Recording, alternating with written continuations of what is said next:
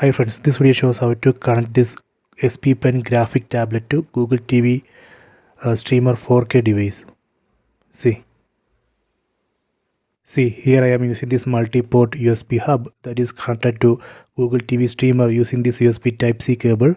Here you can see one white cable, that is a power cable that is connected to PD in port of this USB hub. Next I am going to connect this XP-Pen graphic tablet to Google TV streamer. First let me connect this USB cable. Okay, done. Let me connect other end of this cable to this USB hub. Okay, done. After that we can control this TV using this graphic tablet. See, let me install one Paint app, then test it. Go to all settings, set all settings from top right corner. Go to apps, go to see all apps,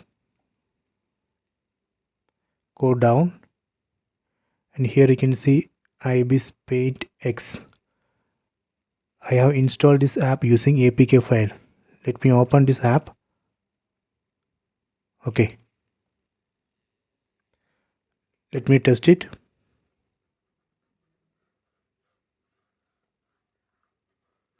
See, it's working.